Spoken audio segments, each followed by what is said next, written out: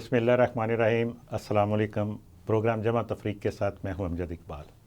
आज हमारे साथ मौजूद हैं जनाब मलिक परवेज़ इकबाल साहब।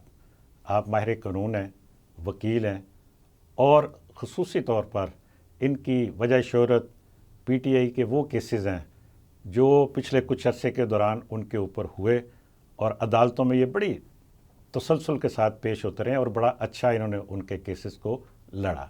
आइए इनसे पूछते हैं कि जो हालिया आईनी तरमीम है उसके ऊपर इनकी क्या राय है। जी मलिक साहब, क्या कैसे कहते हैं? सर? जी ठीक ठाक, आप सुनाएं, खैरियत से? अल्हम्दुलिल्लाह। क्या कहते हैं जो 26वीं आईनी तरमीम हुई है इसके ऊपर? देखें, बतौर लॉ के स्टूडेंट के तो मैं ये समझता हूँ कि ये पाकिस्तान में बहुत सी चीज़ें चेंज होनी चाहिए, क्योंकि आज भी अगर आप किसी वकील के दफ्तर में जाएं ना, हाँ, तो किताब के ऊपर लिखा होता है 1860, 1920।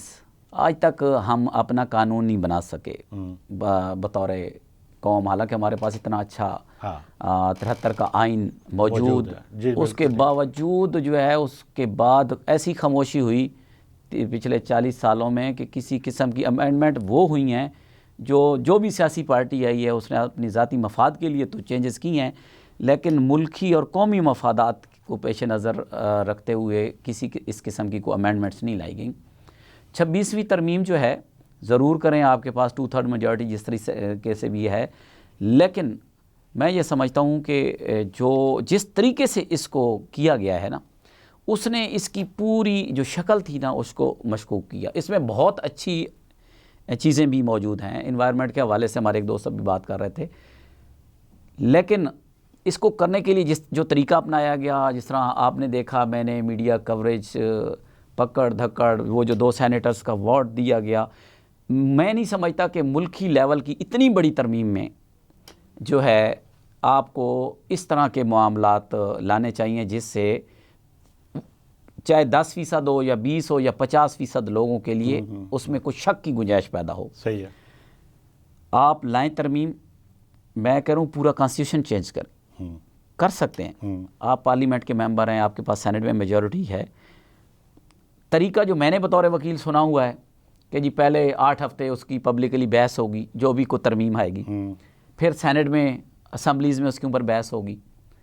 इस तरमीम के ऊपर मुझे कहीं भी कोई बंदा नज़र नहीं आया कि जिसने सेनेट या असम्बली में उस तरमीम के पेश होने से पहले को तकरीर की हो कि इसमें क्या है।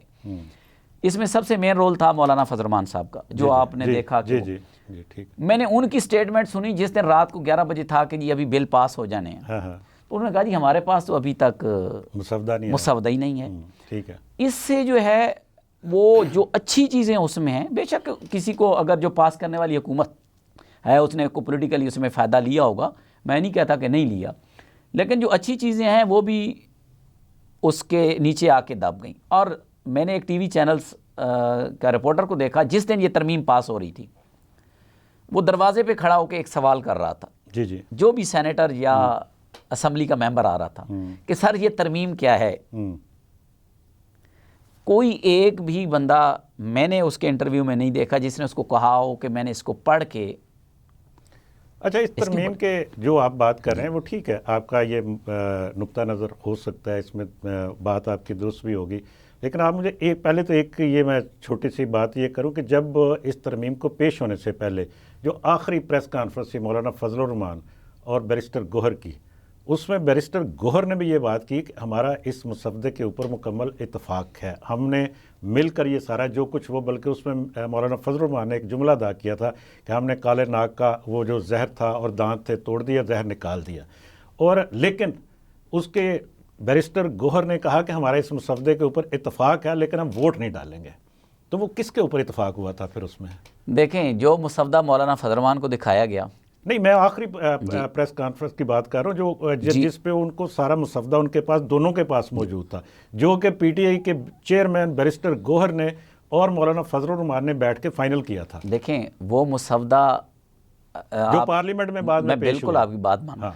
जो मुसव्वदा मौलाना फजलरहमान का और उसके बैरिस्टर गौहर के दरमियान डिस्कशन हुई, वो मुसव्वदा मैंने नहीं देखा, लेकिन उसके ऊपर उनका इत्तफाक था। बिल्कुल उसने वो प्रेस कॉन्फ्रेंस की। जैसे ही मुसव्वदा असम्बली में और सेनेट में लाया गया, तमाम मीडिया चैनल्स ने न्यूज़ ब्रेक की कि पहला मुसव्वदा जो आज से 10 से 15 दिन पहले लाया गया था, वो मुसव्वदा पास कराया गया। नहीं, उसमें तो आप ये देखिए, उसमें मिलिट्री कोर्ट्स का जिक्र था, उसमें ये आईनी अदालत का जिक्र था, उसमें ये इसके ऊपर मौलाना फजलुर्रहमान या इवन के बैरिस्टर गौहर ने भी ये बात नहीं की। मीडिया को छोड़ दें, आप मीडिया के ऊपर क्या आया उसको छोड़ें। आप मुझे बताएं कि क्या किसी ने उसके उस मुसव्वदे को ये कहा कि वो मुसव्वदा नहीं है जो हमने फाइनल किया था? देखें, ये तो मेरी उनसे कोई डायरेक्ट बात नहीं हुई कि मैं मीडिया पे अभी तक मैंने नहीं सुना, लेकिन मेरी बात सुने, मैं जो हमारा इतराज़ जो था, मौलाना फजलुर्रहमान ने आपको हर प्रेस कॉन्फ्रेंस उसी दिन भी कहा कि अगले चीफ जस्टिस कौन होंगे?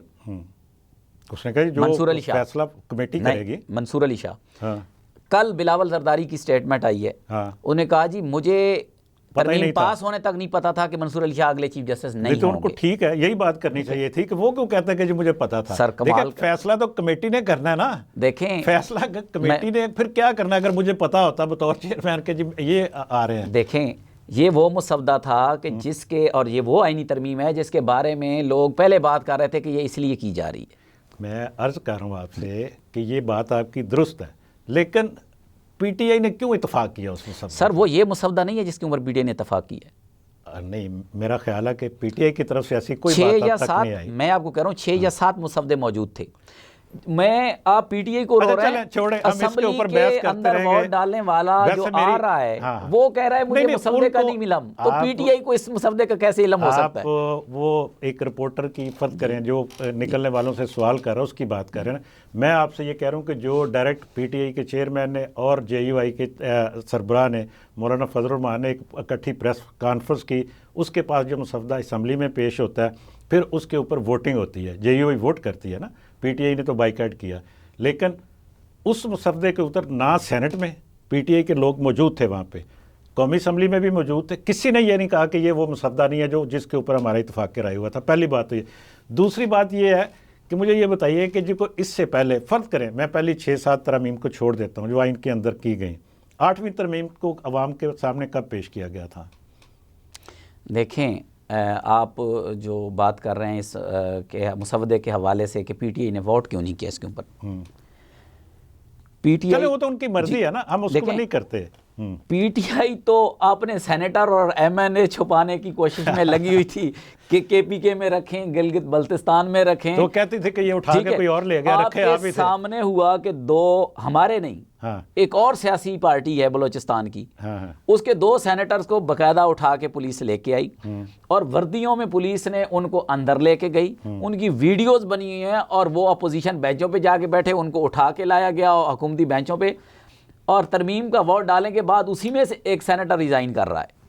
और वो सेनेटर बाहर खड़े होकर कह रहा है कि भाई मुझे ज़बरदस्ती वोट, लेकिन उसके बाद उसकी वो तरदीद भी कर रहा है, वो कहता है जी कि मुझसे यहाँ पे मुसव्वदा दे के, दोनों बातें करनी चाहिए ना। पूरी बात यही है कि उसने कहा जी कि मुझसे ज़बरदस्ती, बाद में उसने कहा नहीं जी मुझे ये ज़बरदस्ती मुसव्वदा दिया गया था कि ये पढ़ दो।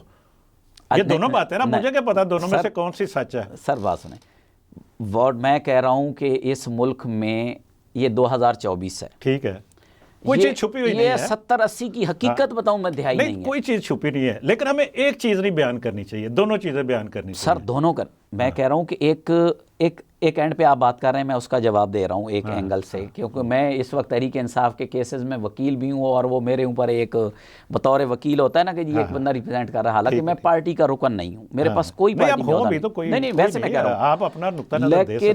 लेकिन मैं बतौर एक एंकर या कह लें जर्नलिस्ट में आपसे सवाल मैं हकीकत बताऊं कि मैंने इस वक्त जो पिछले 1.5-2 साल रोल अपना अदा किया है ना, वो अदा किया बतौर पाकिस्तानी। जी।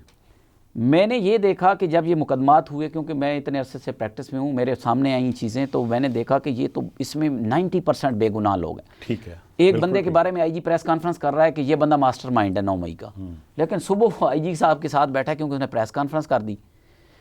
मैंने तकरीबन 1700 लोगों के केस लिए लड़े, ठीक है, इसमें 553 मियाँ वाली के, बाकी जो हैं लाहौर में, ठीक है। और मैं आपके ऑन ओथ चैनल पे कहूँगा कि मैंने किसी बंदे से फ़ोटो कापी के पैसे भी नहीं लिए, और उन लोगों के केस लड़े हैं जो कोई स्टूडेंट था, को रेडी वाला था, को जियो फेंसिंग में आ गया। नेकी की ना आपने, वजह इसलिए कि कानून और आइन के ऊपर इन लोगों का एतमाद रहे। मुझे बताएं, एक रेडी वाला जो है वो 5 लाख का वकील एटीसी में नहीं कर सकता। दहशतगर्दी अदालत में मिनिमम 5 लाख फीस है एक बेल की, पोस्टस बेल, जो 5-10 लाख रुपए वकील लेता है।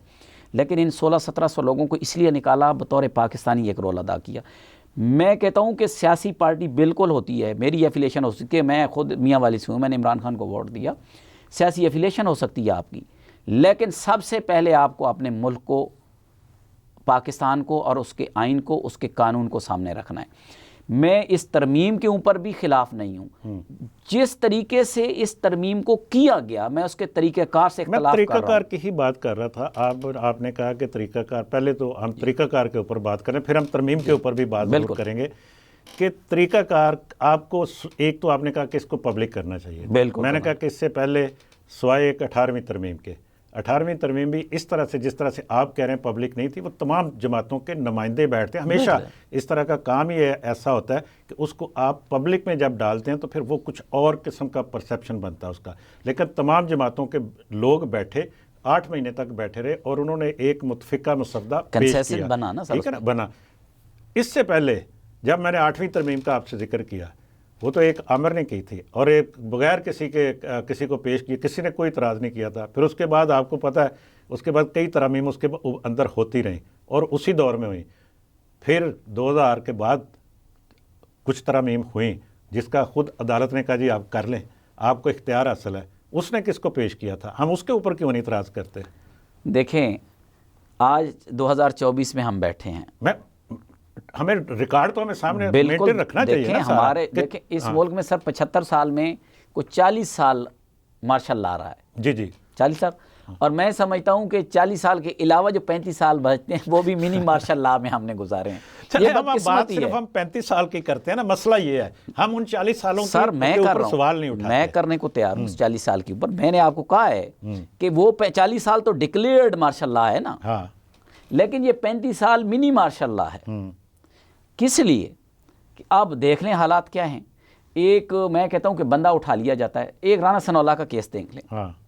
एक डिपार्टमेंट का डीजी है, 21वें ग्रेड का बंदा है, वो प्रेस कॉन्फ्रेंस कर रहा है एक वजीर के साथ बैठ के कि जी राना सनौला से 16 किलो हीरोइन बरामद हो गई। अब मैं आईजी पंजाब हूँ, मैं पुलिस की जिम्मेदारी, तफ्तीश की मेरी है, बंदे को अरेस्ट करना, उसे को रिकवरी करना। जो बंदा वजीर कानून है, मैं उसको कहता हूं कि हाँ जी ये हमने रिकवर कर ली, उसके साथ मैं बैठ के प्रेस कॉन्फ्रेंस कर देता हूं। बाद में वो बंदा बेगुनाह साबित हो जाता है, उसके ऊपर लान तान हो रही है। जो वजीर बेचारा साथ बैठ के, नारकोटिक्स चला, आज तक लोग उसको जिस चैनल पे जाते हैं पूछते हैं कि वो क्या राना सनौला पे, लेकिन वो बंदा आज वो ये भी कहता है, साथ ये भी वो कहता है ना जवाब में, कहता है जी मुझे तो पता ही नहीं था जी। देखें, एक बंदे ने ब्रीफ किया, लेकिन जिसने ब्रीफ किया वो आज तक ओहदे पे बैठा हुआ है। अच्छा, इस पे हम बात आगे चल के करते हैं, बल्कि हम ये जो आईनी तरमीम हुई है, इसकी बहुत सी शिक्कियाँ, उनके ऊपर भी थोड़ी सी बात करते हैं, लेकिन एक ब्रेक के बाद। नाज़रीन, मुलाकात होती है ब्रेक के बाद। Welcome back. नाज़रीन, वक्फे पर जाने से पहले हम बात कर रहे थे आईनी तरमीम के ऊपर कि आईनी तरमीम में आवाम के लिए क्या है, उसके ऊपर किसी को क्या एतराज़ हो सकता है। परवेज़ मलिक साहब हमें बता रहे थे, आइए उनसे पूछते हैं। जी मलिक साहब, आप मुझे सिर्फ एक पॉइंट को छोड़ दें फ़िलहाल, हम उस पर बाद में बात कर लेंगे। वो एक चीफ़ जस्टिस की जो अपॉइंटमेंट है और सिलेक्शन जो है, बाकी जो जितने भी उसमें तकरीबन 26, उसमें 27 है टोटल, उसमें जो शिकायत जिनमें तरमीम की गई है, बाकी 26 के ऊपर क्या एतराज़ है? उसमें से क्या रिबा के ऊपर कोई एतराज़ है? क्या जो आईनी जो इस्लाहात जो जुडिशरी के अंदर करने की बात जजों की अपॉइंटमेंट के हवाले से की गई है, उसके ऊपर इतराज़ है? किसके ऊपर इतराज़ है? देखें, मैंने एतराज़ मेरा कोई नहीं है। मैं एक चीज़ आपके सामने रखता हूं, बिल्कुल कर रहा हूं। रिबा का जो खात्मा है, मैं कह रहा हूं कि हम मुसलमान, एक इस्लामी स्टेट है पाकिस्तान, इस मुल्क का जो कॉन्स्टिट्यूशन है उसकी बुनियाद इस पर है कि यहाँ कोई भी कानून कुरान और सुन्नत के खिलाफ नहीं होगा। बिल्कुल, इसके ऊपर आपका पूरा 73 का आइन है। ठीक है, बिल्कुल सही है। रिबा कोई आज अभी 28 तक हलाल है? लेकिन आप सूद आज भी देखें जी कैसे निकालें, एकदम से अब निकाल नहीं सकते। ये 2 दफा शरिया कोर्ट की जजमेंट आई रिबा के खिलाफ, यही हमारी वफाकी जो भी हुकूमत होती थी साहब का, वो उसके खिलाफ चली जाती है।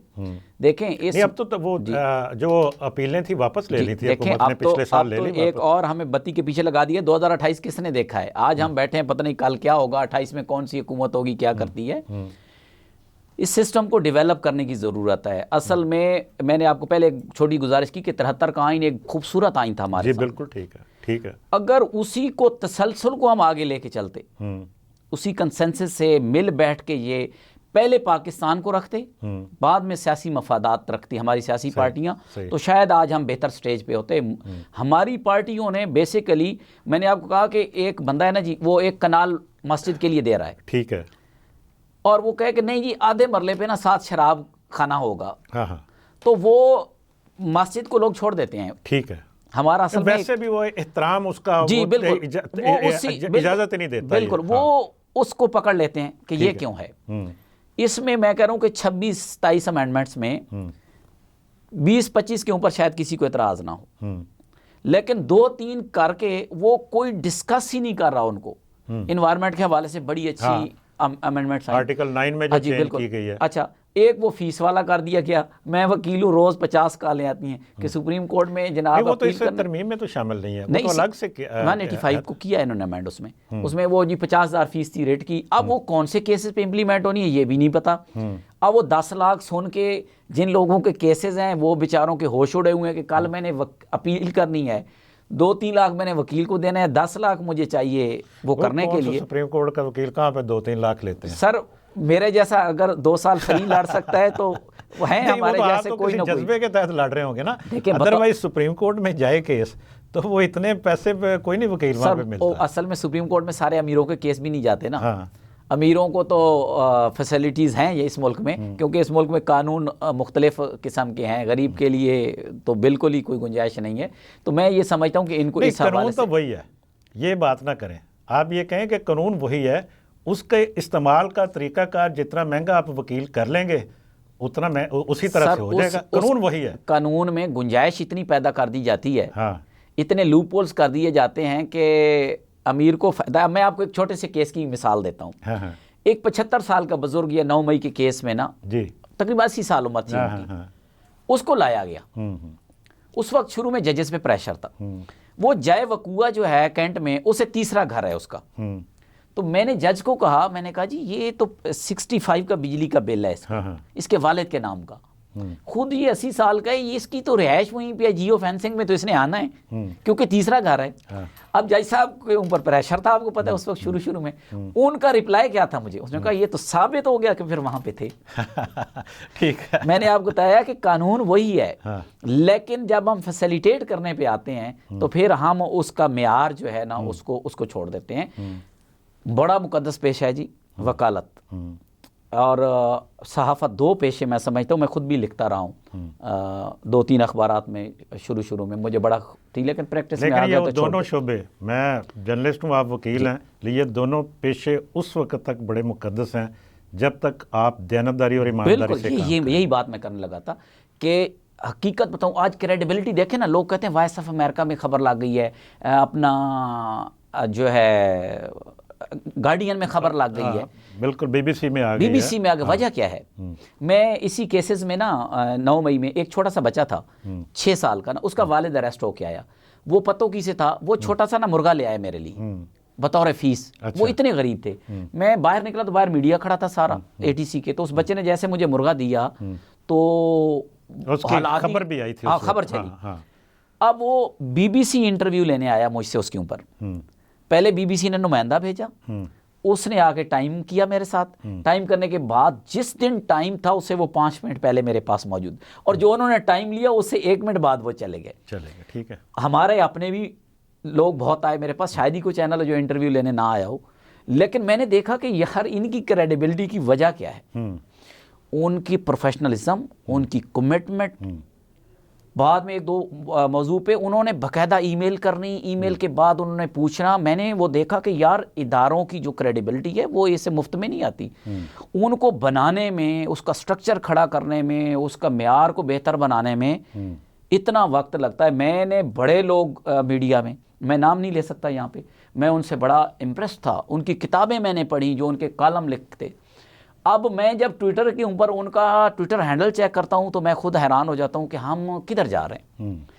सियासी एफिलेशन होना वकील की भी हो सकती है और मीडिया पर्सन्स की भी। मैं समझता हूं कि ये दो शोबे हैं जो जहन बना रहे होते हैं आपका, ठीक है, नस्ल का, उसको उसकी आबियारी कर रहे होते हैं। इन लोगों को इतना पर्सनल नहीं होना चाहिए, या इतना मतलब एक मनफी किसी भी प्रोपेगेंडे में नहीं होना किसी चाहिए, के नहीं ठीक होना बात चाहिए। है। अभी हम कह सकते हैं, हाँ, शक्ल देख के कह सकते हैं कि ये किसकी बात करेगा। खुदा गवाह है ऐसे कि ही। वो मौजू देख के, हेडलाइन देख के, बंदे का आर्गूमेंट देख के मेयार नहीं होता आपका, वो बात करने का मेयार नहीं होता।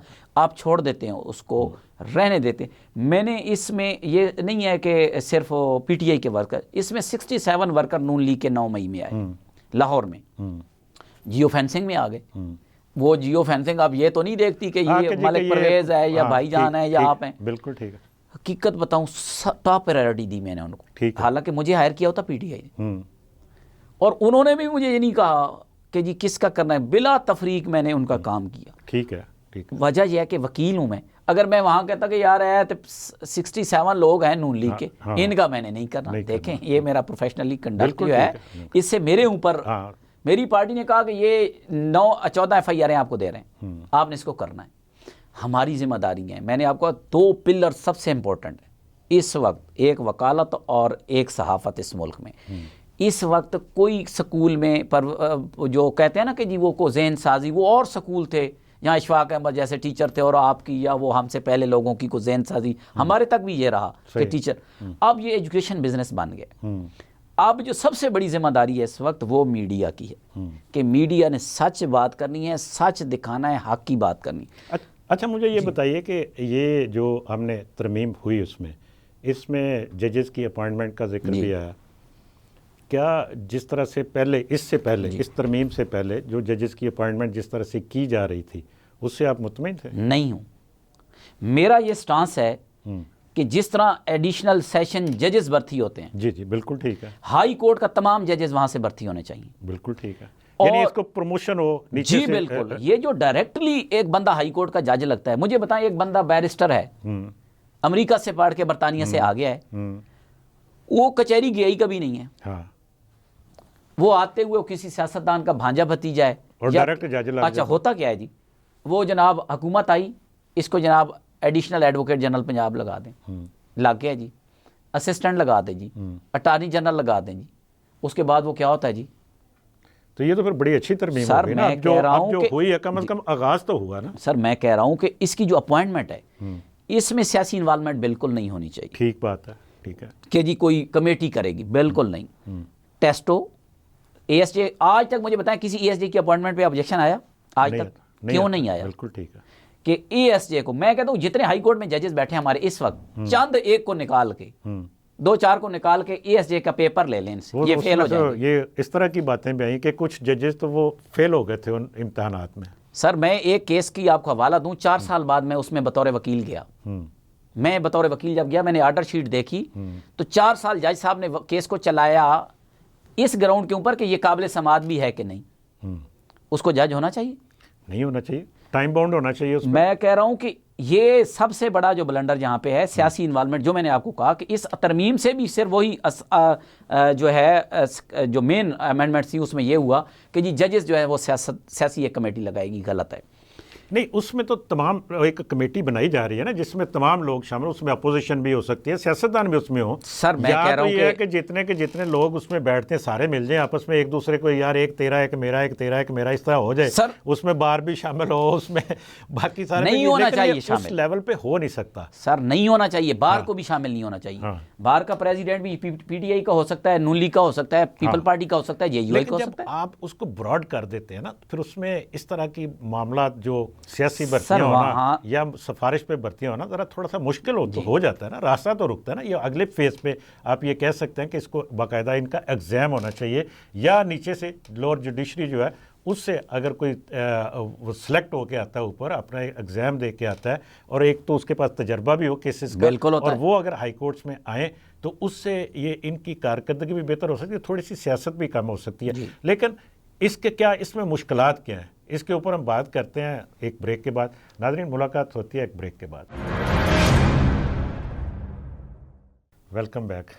नाज़रीन, ब्रेक पर जाने से पहले परवेज़ मलिक साहब से हम बात कर रहे थे कि जो जजेस की अपॉइंटमेंट का तरीक़ाकार है उसमें मज़ीद क्या बेहतरी लाई जा सकती है। जी मलिक साहब। ठीक है सर, मेरा जो बतौर वकील जो प्रैक्टिसिंग वकील है ना, वो आपको वो मशवरा देगा जिसमें कोई ऐसा रास्ता, चोर रास्ता ना हो जिससे को बंदा आ सके। मैं ये कहता हूँ कि जो सेशन जजेस हैं, अव्वल तो उनका टेन्योर कम करके उनको ऊपर लाया जाए। ठीक बात है, ठीक है कि वो अगर वो, मैं कहता हूँ कि जी 60 साल तक 55 कर देंगे, 55 तक वो सेशन रहेगा, 55 के बाद वो हाई कोर्ट में आ जाएगा। ठीक है। 65 है तो 5 साल वो हाई कोर्ट में रह ले, 2-4 साल वो सुप्रीम कोर्ट में चला जाए।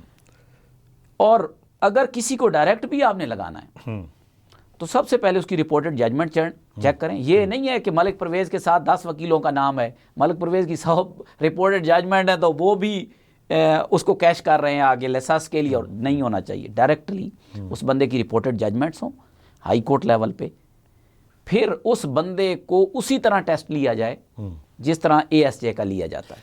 ठीक है। इसका मैकेनिज़्म ऐसा ज़बरदस्त होना चाहिए जिस तरह ये अब हो रहा है ना, ये जो वकीलों की इंट्री टेस्ट आप देखें कितने पास होते हैं, फिर वकील जब पास करके ला आता है तो फिर कितने पास होते हैं। सही। सिविल जजेस आपको याद होगा 100 सीटें थी, 6 पास हुए थे। ऐसे ही था, ऐसे ही हुआ। तो उसमें भी एक को कहा कि जी हटा दे, वो नाबीना थे। हाँ। तो चीफ जस्टिस ने कहा भाईजान, हाँ, बल्कि वो भी एक केस चला था कि जी इनको क्यों हटाना है। हाँ, तो मैं वही कह रहा हूँ कि अगर मेरिट पे लाने हैं, सियासी लाने हैं, एक MNA का इलेक्शन आ रहा है, उसे 6 माह बाद हाई कोर्ट का जज बन। लेकिन मलिक साहब, इस वक्त अगर हम देखते हैं हमारी लोअर जुडिशरी में जो केसेस की भरमार है और वहाँ पे जो हाल है, सबसे ज़्यादा शिकायत तो उसी के मुतल्लिक है। आप कहते हैं वहाँ से हम ऊपर ले जाएं। सर मेरी बात सुने, ये जो ऊपर इतने जज बढ़ाने की कोशिश कर रहे हैं, हाँ, उससे बेहतर है कि ये पहले नीचे वाली जुडिशरी में लाएं। अब देखें कि सेशन के केसेस में आपको बताऊँ, मियाँ वाली का मेरा जो हल्का है, तकरीबन मैंने जो रिपोर्टेड केसेस होते हैं वो 300 से 400 मर्डर है मियाँ वाली में सालाना। अब मुझे बताएं कितने सेशन जजेस हैं वहाँ? एक तो खाली तादाद कम है, इस वजह से केसेस चढ़े हुए हैं, वो पूरी होनी चाहिए। तादाद कम है। दूसरा, एक डिस्ट्रिक्ट में एक डिस्ट्रिक्ट सेशन जज बैठा हुआ है, वो बस जब तक है एक, वहाँ भी सियासत है। जब एक चीफ जस्टिस हाई कोर्ट का नया आता है, जितनी खास पोस्टें हैं उसने क्या करना है, पहलों को हटा के उसने अपनी टीम ले आनी है। जी बिल्कुल। ये बर्बादी है, क्योंकि चीफ जस्टिस सियासी है हाई कोर्ट का, सियासी बुनियाद पे उसकी अपॉइंटमेंट हो रही है, सियासी एफिलिएशन पे वो आ रहा है। वो क्या करता है कि नीचे तमाम जजेस को, ये अभी ATC के अंदर 2 साल में मेरे ख्याल में 6 महीने भी जज नहीं बैठे होंगे। वजह क्या है? ज्यादा अरसा खाली पड़ा रहा। उसने बेल दी, क्यों दे दी भाई? मेरिट पे है, बेल बनती है, दे दी है तो हाई कोर्ट में उसको चैलेंज कर लें। नहीं जी, सुबह वो ट्रांसफर, शाम को फैसला दिया, सुबह वो DG खान पहुंच गया, DG खान में उसने फैसला दिया, वो फैसलाबाद पहुंच गया सजा के तौर पे। देखें इतनी जब इन्वॉल्वमेंट होती थी तो नीचे अदालतें कैसे काम करें। अभी आप देखें चीफ साहब गए फायजी साहब, उसके जाने वाले दिन के 2 दिन बाद की आप सिर्फ अदलिया की तब्दीलियां देखते हैं, इंतजामी तब्दीलियां। वजह क्या है? ये अभी मैडम आई हैं लाहौर हाई कोर्ट में, आते ही जनाब तमाम जजेस, 48 जजेस मैंने अपनी प्रैक्टिस में पहली दफा देखा कि सेशन चेंज हुए। इतनी बात एक ऑर्डर पे 48 जजेस यार, 48 जजेस, महीना लग गया दूसरों में, 1.5 लगने में। ये ATC का कल जज आया, उसके बाद 2 महीने बाद मुझे बताएं, जो 2 महीने में वहां पे 3-4 हज़ार लोगों के केसेस चल रहे हैं, कौन करेगा? ड्यूटी जज करता ही नहीं है। हर ATC में एक जज है, लाहौर में 3 तारीखें डालते जाते हैं आगे तारीख। मुझे बताएं, एक बंदा भावलपुर से आ रहा है, एक KPK से आ रहा है, मुल्तान से लाहौर ATC में आ रहा है, क्योंकि उसका मुकदमा है। अच्छा, जस्टिस फायज ईसा साहब चले गए, रिटायर हो गए, जस्टिस काजी फ़ाइज़ ईसा के बाद justice Yahya Afridi chief justice बन गए। उसके हल्फ बर्दारी की तकरीब में हमने देखा कि वज़ीर आला खैबर पख्तूनख्वा भी मौजूद थे। फिर पीटीआई की तरफ से भी कोई इतना ज़्यादा उसके ऊपर कोई रिएक्शन नहीं आया। पहले शुरू में हुआ, लेकिन बाद में शायद कोई आपस में अंडरस्टैंडिंग हो गई कि नहीं, हमने कोई इस तरह की बयानबाजी नहीं करनी। हुकूमत की तरफ से तो ऑलरेडी उसमें कोई इतराज़ नहीं था। अब आने वाला जो वक्त है जिसमें हम देखते हैं कि जी के जस्टिस याहिया अफरीदी की क़यादत में ये जो अदालत हमें नज़र आती है वो किस तरह का रोल अदा करेगी? देखें, मेरे ख़्याल में जो फ़ाइज़ ईसा साहब का दौर था ना, उन्होंने सबसे ज़्यादा अदलिया को कंट्रोवर्शियल बनाया अपनी सुप्रीम कोर्ट को। याहिया अफरीदी के ऊपर भी मुझे कोई इतराज़ नहीं, मुझे फ़ाइज़ ईसा पे भी कोई इतराज़ नहीं। जो उसका फ्रेम है ना, उसमें बैठ के वो रिलीफ भी दे सकता है। जजेस, मैं कह रहा हूँ, बैठ के बहुत कुछ कर सकते हैं, लेकिन जब वो ओपनली कोई ना कोई इस तरह की एडवेंचर करना शुरू कर देते हैं, ये जो 63 ए को रिस्टोर करने का जो फैसला था, और वो भी अचानक 3-4 साल बाद केस लग गया और वो कर दिया, उससे जो बाकी जजेस हैं उसके ऊपर एक सवालिया निशान बन गया। जिस तरह से अचानक उसमें तब्दीली की गई, उसी तरह से अचानक उसको रिस्टोर कर दिया गया। जी बिल्कुल बिल्कुल, दोनों को आप लिखें ना। हाँ, ठीक है। अच्छा, उसके अलावा एक ऑर्डिनेंस आया, उसमें ये 3 जजेस जो है सीनियर, ये केस लगाएंगे। ठीक है। एक केस नहीं लगा, एक और ऑर्डिनेंस आ गया कि नहीं जी, अभी तो जजेस कमेटी बनी है जी, उसमें तीनों सीनियर अब वापस देखिए ना, उसने वापस लिया है ना, ये उसका मैं कहता हूँ बड़ापन है। जो 3 मोस्ट सीनियर जजेस हैं उनको लगाएं, और इन्वॉल्वमेंट जो जिस तरह लोग कहते हैं ना, एक बंदा के जी वो मोस्ट सीनियर क्यों लगे, हो सकता है वो अच्छा, जो बंदा सुप्रीम कोर्ट के जज तक पहुंचता है ना सर, उसका एक कैरियर होता है। बिल्कुल ठीक बात है। आप उसके ऊपर ये इतराज कर नहीं सकते, या आर्मी चीफ जो होता है उसके ऊपर आप इतराज नहीं कर सकते कि यार ये तो कैपेबल नहीं है। भाई पैनल आया था, वो इस लेवल तक पहुंचा है तो कैपेबल है। बिल्कुल सही है। लेफ्टिनेंट जनरल या मेजर जनरल तक जब पहुंचने में वो क्या को रेडी वाला चला जाता है, वहां जब पहुंच गया है तो ये कैसे हमें ये अज्यूम कर लूं कि यार वो तो कैपेबल नहीं है। मोस्ट सीनियर पर्सन जो है, जो इतने अहम ओहदे तक पहुंचा है, सुप्रीम कोर्ट में, हाई कोर्ट में, और इसी तरह ये जो हमारा बड़ा इदारा है आर्मी, मैं कहता हूं कि मोस्ट सीनियर पर्सन को तो इसमें देखिए, इसमें जितने भी, जब चूँकि हम आर्मी चीफ की बात करते हैं या चीफ जस्टिस की बात करते हैं, या इस तरह के कुछ और इदारे भी होंगे जहाँ पे जब उनके सरबराह की तैनाती का मामला आता है तो उसको क्यों पोलिटिसाइज किया जाता है? सर नहीं होना चाहिए, कानूनी ऐसा बना दें। असल में हमारी जो सियासत है ना, ये बहुत बड़ा बिजनेस है। आपको पता है कि इन सियासियों के आप उठा लें, हमारे सियासतदानों के मामलात, तो इनमें मेजॉरिटी जो है वो उनके केसेस देखेंगे, उनके बिजनेसेस देखेंगे तो वो बहुत कुछ आपको मिल जाएगा। ये हमेशा छतर छाया ढूंढते हैं, छलांग लगाते हैं अगली बेड़ी में। एक हुकूमत जाने वाली होती है, अचानक 50-60 निकल के दूसरी साइड पे चले जाते हैं। कोई ज़मीर, कोई चीज़ वहाँ पे मानी नहीं रखती। अच्छा, चलें हम थोड़ा सा इससे थोड़ा सा अगली तरफ चलते हैं कि ये तो अदालतों का मामला जो बज़ाहिर अब तक तो चैप्टर क्लोज हो गया ना, आगे क्या होता है, फैसले कैसे आते हैं वो हम देखेंगे, उसके बाद होगा। लेकिन सियासत में भी जो इस वक्त इरताज था वो भी कुछ ख़ास वजूहात की बना पर था। उसमें से कुछ रिहाई हो गई कुछ लोगों की, शायद बाकी को पाइपलाइन में हो चीज़ें।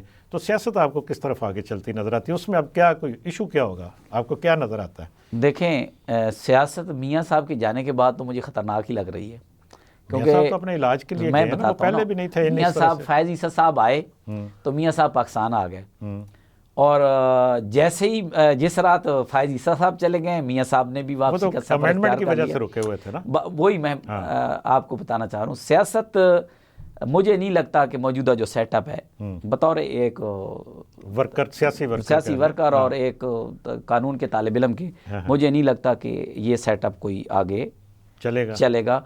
वजह क्या है उसकी? ये जो अभी चीफ जस्टिस साहब बने हैं, जो आज का उनका फैसला है, उससे भी बहुत से लोगों के मैंने कौन से फैसले की आप बात? ये जो उन्होंने रिस्टोर किया जजेस कमेटी। लेकिन जस्टिस मंसूर ने तो कल खत लिख दिया था, उन्होंने कहा जी कि जब तक फुल कोर्ट नहीं बनाएंगे मैं नहीं बैठूंगा। वो फुल कोर्ट भी बना दिया उन्होंने, वो भी अनाउंस कर दिया फुल कोर्ट का भी। अब देखें कि जो मुल्की मामलात होते हैं उसमें फ़ायज़ ईसा साहब की सारी ज़िंदगी गुजरी पिछले चीफ जस्टिस के दौर में फुल कोर्ट के लिए गुजरी ना। रोज़ाना एक खत लिखा होता था इन्होंने पिछले चीफ जस्टिस को, उमर अता बंदयाल, वो हमारे खुशाब वाले को, कि भाई फुल कोर्ट बनाएं। जस्टिस काजी फ़ायज़ ईसा के दौर में तो बहुत दफ़ा बना। अच्छा बात सुने, जिन मामलात के ऊपर उसके साथी बैठ के उसको कह रहे हैं मोस्ट सीनियर जजेस, उसके ऊपर वो बनाने को तैयार नहीं है। दूसरा, एक जज के ऊपर जब इतराज़ आ जाता है ना, इतराज़, मैंने बतौर प्रैक्टिकल वकील देखा है कि जज के ऊपर अगर वकील इतराज़ कर दे कि भाई आप बायस लग रहे हैं तो वो छोड़ देता है केस। यानी आप ये कह रहे हैं कि जी के अदालतों से हुकूमत के लिए मुश्किलात फिर पैदा हो सकती हैं? बिल्कुल होंगी। ये देखें, अगर याया फरीदी साहब को जितना मैं जानता हूँ वो फ़ायज़ ईसा नहीं बन सकते। नहीं, मैं तो ये कह ही नहीं रहा कि फ़ायज़ ईसा या अगर मेरिट पे फैसले होने शुरू हो गए तो इस सेटअप के लिए बहुत परेशानी। मतलब कौन सा फैसला? आप कोई एक फैसला मुझे बताइए। सर मैं यही जो आपका आज तक इलेक्शन कमीशन ने पर्दा डाले रखा उसके ऊपर, स्पेशल जो मखसूस सीटों से पहले सर फॉर्म 47 के ऊपर, लेकिन वो तो केस ही अब ये सुन ही नहीं सकते। सर मैंने आपको यही कहा, तो ये सियासी अमेंडमेंट थी ना, उधर बेंच में कहाँ से केस आएंगे, कहाँ से जज लाएंगे वो? अब वहाँ नवाज शरीफ को या बिलावल को तो जज बना नहीं सकते, जजेस ही होने हैं ना, जजेस होंगे। तो जजेस ने तो मेरिट पे फैसला करना है ना, यकीनन मेरिट करेंगे ना। तो वहाँ या तो वो, लेकिन मैंने तो पहले आपसे बात की कि अगर तो मेरिट पे फैसला हो तो फिर तो किसी को कोई इतराज़ नहीं होना चाहिए। बिल्कुल नहीं है, क्योंकि हम यहाँ पे अक्सर ये कहते हैं कि जी चूंकि ये मेरे हक में फैसला नहीं है, कोई भी बंदा हो, तो इसलिए ये मेरिट पे नहीं है। हमें सबको ये भी तो सोचना चाहिए ना कि ये मेरिट के ऊपर हम तकाजा करें, ना कि अपनी फेवर में ये सर मैं वही कह रहा हूँ ना, मैं एक बंदे के पास फॉर्म 47 है, वो अदालत में दे देता है, जज कहता है कि जी 2 दिन के अंदर मैं फैसला करूँगा, सुबह उस जज को काम से रोक दिया जाता है, उस जज की जेली डिग्री ला के सामने खड़ी कर दी जाती है। एक नई ट्रक की बत्ती के पीछे हफ्ते बाद पता चलता है कि नहीं जी वो तो जज की डिग्री दुरुस्त है। इस तरह के मामला जब होंगे तो वो जो आप फैसले कर रहे होते हैं वो कंट्रोवर्शियल होते हैं, उसके ऊपर अवामी का एतमाद नहीं रहता। जो अब अवाम है ना सर, वो है 2024 की। ठीक है, हकीकत बताऊँ, ये 80-90 की दिहाई में सियासत कर रहे हैं हमारे सियासतदान, तमाम की मैं बात कर रहा हूँ। ये आज भी हमें क्या समझ रहे हैं, 80-90 की दिहाई, ये इनकी गलत फहमी है। ये जिस तरह का शऊर इस इलेक्ट्रॉनिक सोशल मीडिया ने इस कौम को दिया है, इनके लिए सियासत करना भी बहुत मुश्किल है मुस्तकबिल करीब में। सोशल मीडिया ने हमें खैर शऊर भी दिया और गुमराह भी किया, दोनों चीज़ें हैं। आप ये हमें मानना चाहिए तो कि जितना इसके ऊपर ये प्रोपेगेंडा या तो बिला ताकी खबर शायद फेक न्यूज़ जितनी इस पर सोशल मीडिया के ऊपर है, उतनी शायद कोई ओरिजिनल न्यूज़ जो है, जेन्युइन न्यूज़ कम आती हैं, लेकिन फेक न्यूज़ ज़्यादा आती हैं। लेकिन इस वक्त चूँकि प्रोग्राम का वक्त ख़त्म हो गया, वरना आपके साथ अच्छी गुफ्तगू हम मज़ीद आगे करेंगे, लेकिन आज के प्रोग्राम का चूँकि वक्त ख़त्म हो गया, इजाज़त दीजिए। तो नाज़रीन, आपने परवेज़ मलिक साहब की गुफ्तगू सुनी, यकीनन आप खुद सोचने वाले हैं, देखने वाले हैं। हमारा एक ही मकसद है कि खुद सोचिए और फैसला कीजिए। आज के प्रोग्राम से इतना ही, इजाज़त दीजिए, अल्लाह हाफ़िज़।